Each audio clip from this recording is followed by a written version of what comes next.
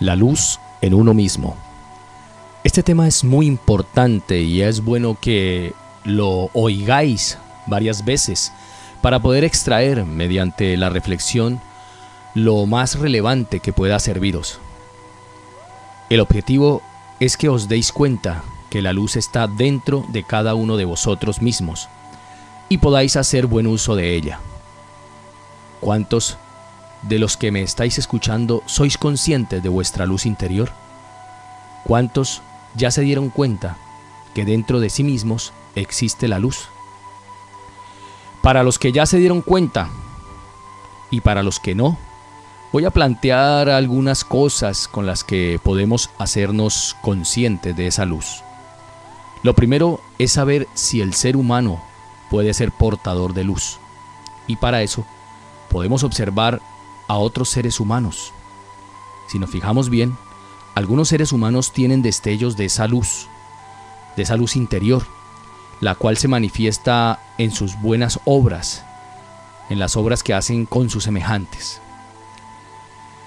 Bueno, primero voy a explicar de una forma muy sencilla la constitución básica del ser humano, visto desde el camino del aprendiz. Todos somos un trío de materia, energía y luz. Dicho de otra forma, cuerpo, alma y espíritu. La materia es el cuerpo físico y su vitalidad. La energía son emociones, pensamientos y sentimientos, es decir, lo que constituye el alma humana. Y la luz, que es el espíritu, es la parte divina en nosotros, es la parte de la conciencia. Esta luz o espíritu es la manifestación de la divinidad en nosotros mismos. En la mayoría de nosotros, la conciencia despierta, o dijéramos más claramente, la luz unida a la manifestación del alma y el cuerpo, o energía y materia, es tan solo de un 3%. Lo que se manifiesta a través de nuestra materia, a través de nuestros pensamientos, sentimientos y emociones, solamente tiene un 3% de conciencia o de luz divinal. Por tanto, solo poseemos un 3% de conciencia despierta. No siendo así para todos, pues es obvio que existen personas que han logrado un desarrollo más amplio que el resto de las personas, pero en general se da el 3% de conciencia en la humanidad. La luz en nosotros, como ya lo dije, se expresa en todas aquellas virtudes que significan algo positivo para el ser humano, que dignifican la humana vida y lo hacen más semejante a Jesús el Cristo. Lo hace a uno más semejante a un Buda, a un ungido, es decir, a un iluminado. La oscuridad o falta de luz se manifiesta claramente en todas las expresiones del ego. Por ejemplo, la ira, la gula, la lujuria, la codicia, la pereza, el orgullo, la vanidad, y etcétera, etcétera, y muchos más. Por tanto, estamos hablando de psicología. Una psicología descuidada, sin autogestión, por parte del individuo, desembocará en oscuridad espiritual. Y una psicología autogestionada nos dará grandísimos avances en la espiritualidad.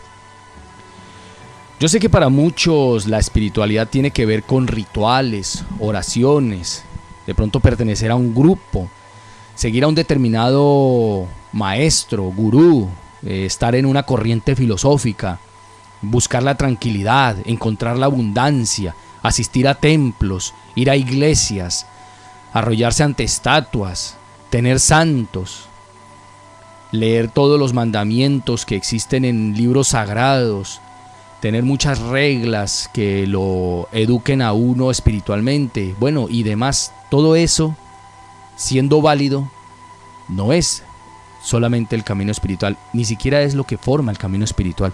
Esto solo es la parte exterior, lo que se exterioriza.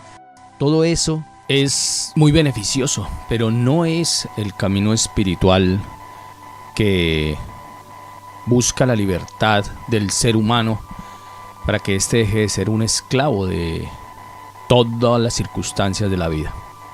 Bueno, en este camino del aprendiz, bueno, lo llamamos camino del aprendiz de una forma metafórica, se enfoca en el desarrollo de las virtudes y la observación de nuestro mundo interior o de las manifestaciones psicológicas. Recordemos que un ser humano perverso no se hace de la noche a la mañana. Es el resultado de años de oscuridad interior, de estarse alimentando con todo tipo de veneno intelectual, de todo tipo de veneno que entra por los ojos, visual, auditivo, de sensaciones negativas, todo tipo de impresiones negativas que vienen del exterior, pero por falta de herramientas y filtros crecen como la mala hierba, asfixiando el puente entre la conciencia divina y la conciencia humana. Un ser iluminado, con la unión de la conciencia divina y humana, no se hace con simples rituales o postureo espiritual, tomándose fotos para Instagram de pronto al pie de una estatua divina del Buda, ni apareciendo en flor de loto meditando en un bosque, en una fotografía que se sube a Facebook. No, eso es espiritualidad moderna, de bolsillo, es una espiritualidad totalmente hueca, plástica, ¿ya? Tampoco se hace por estar siguiendo a un maestro. Uno cree que es muy espiritual porque sigue a un maestro y porque ese maestro dice ser el más iluminado, o creemos que es el más iluminado, que sabe muchísimo, que es un gran sabio, que es un gran conocedor. Todo eso es simplemente hueco, porque el maestro será iluminado, pero ¿y uno? Si no lo es uno, pues carece de toda importancia. Esto de la iluminación es un trabajo que se hace a voluntad, con esfuerzo diario y siguiendo un método. Es metódico, tiene un método, una forma de trabajo. Eso es lo que es la iluminación. No se trata de ser buena persona o de intentar hacer el bien, bueno, o lo que creemos que es el bien.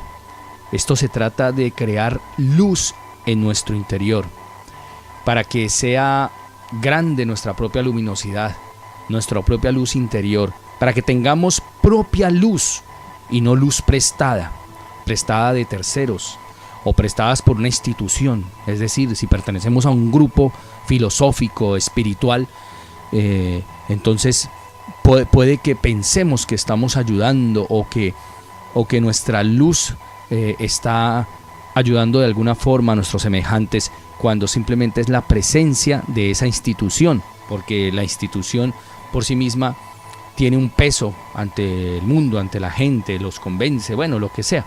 Y nosotros simplemente somos meras figuras, puros peones en un tablero de ajedrez en el que no pintamos nada. Y cuando estamos llamados a ser realmente seres extraordinarios, seres de luz. Así que necesitamos crear nuestra propia luz interior, porque a eso es que está llamado el ser humano, a ser espiritual. La espiritualidad es algo que nos llama desde el inicio de nuestra vida y es lo que nos acompaña durante todo el tiempo, ese pálpito de querer conocer más allá de la materia. En el día de hoy simplemente estamos disertando sobre este tópico y no lo tratamos en profundidad. El objetivo es que observéis y crezcáis en inquietud por obtener la luz interior, por querer saber cómo, cuándo y por qué de la luz interior. ¿Cómo se crea? ¿Por qué se tiene que crear luz interior? ¿Sí? ¿Para qué? Pero el día de hoy el objetivo es crear en vosotros inquietud. Vamos a observar, por ejemplo, en las historias de antiguas culturas.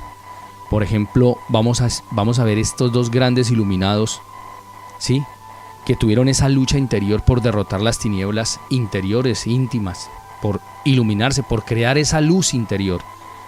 ¿Sí? Son relatos metafóricos con contenido espiritual, magnífico, grande. Me refiero a la batalla de Buda contra Mara, donde el señor Buda derrota a, dijéramos, ese demonio y a sus legiones, que es el demonio Mara. La legión de Mara, o los demonios que seguían a Mara, buscaban tentar al Buda para que abandonara el camino del aprendiz, para convertirse en maestro, en iluminado. Por supuesto, nosotros tenemos un relato más cercano a nuestra cultura social, que es la de Jesús de Nazaret, quien es tentado en el desierto. Y es muy conocido entre los estudiosos las 3 tentaciones del Cristo que tuvo en el desierto. Luego, después, en un acto totalmente simbólico, desaloja a los ladrones, estafadores y mercaderes del templo de Salomón. Eso es metafórico, es algo que debemos de hacer todos. Todos tenemos un templo, y ese templo es el cuerpo físico, con todo lo que tiene que de haber de integral de ese cuerpo. Entonces no estamos hablando solo de la materia, sino materia, energía y luz, es decir, cuerpo físico, alma humana y espíritu. Ese es nuestro templo, es templo sagrado, y debemos desalojar de nuestro templo, de nuestro templo mental, debemos desalojar los pensamientos que nos hacen caer en acciones negativas, involutivas, emociones que nos llevan a estados psicológicos desequilibrantes o desequilibrados, ¿sí? Sentimientos que corroen nuestro interior y nos hacen convertirnos en personas tóxicas, en personas que traen el mal y la oscuridad donde quiera que están alrededor, en sus familias, en diferentes lugares. Así pues, venciendo las tentaciones de la oscuridad, ganamos luz.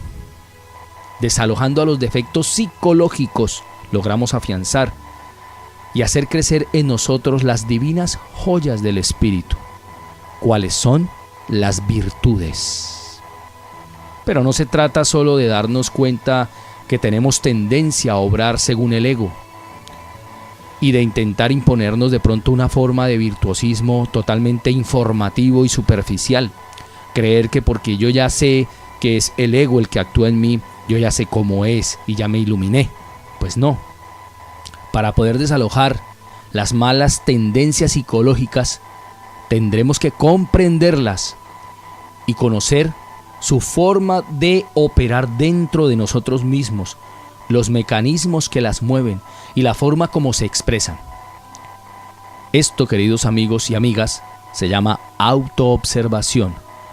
Reflexionar en nuestra forma de reaccionar ante las distintas escenas de la vida y ayudarnos a crecer, aprendiendo la forma más correcta de actuar ante los retos que nos impone la vida. Recuerden, un corazón tranquilo, una mente serena y una forma de actuar equilibrada demuestran luz interior. La luz interior va creciendo a medida que vamos conociéndonos mejor a sí mismos. La obtención de luz interior es el camino de la evolución del ser humano. ¿Dónde habita la divinidad?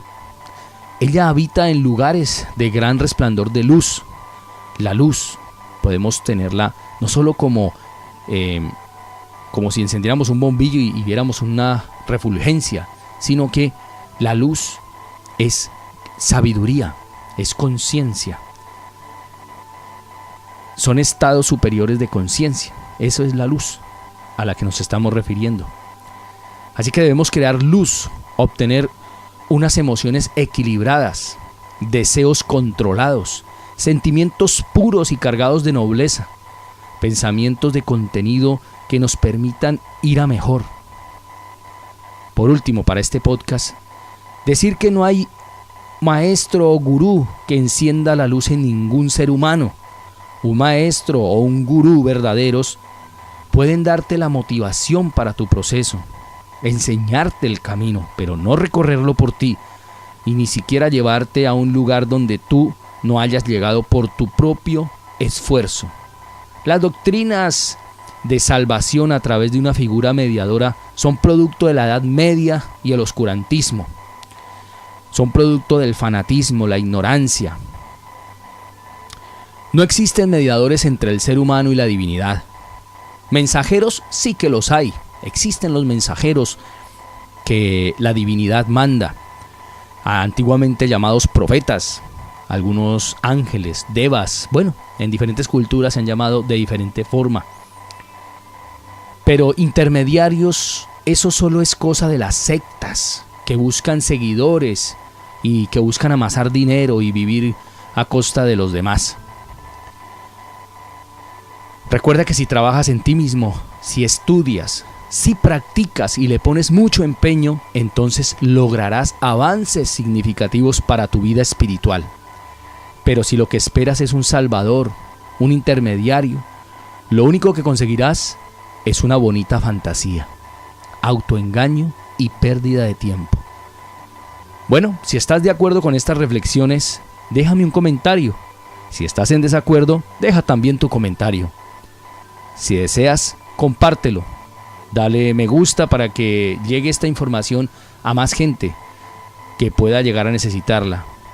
Y si no te has suscrito al canal, puedes hacerlo. Esto es de mucha utilidad para el propósito del mismo canal, que es difundir este tipo de pensamiento. Y por último, espera la continuación de esta tanda de posts sobre la luz en uno mismo. Hasta la próxima.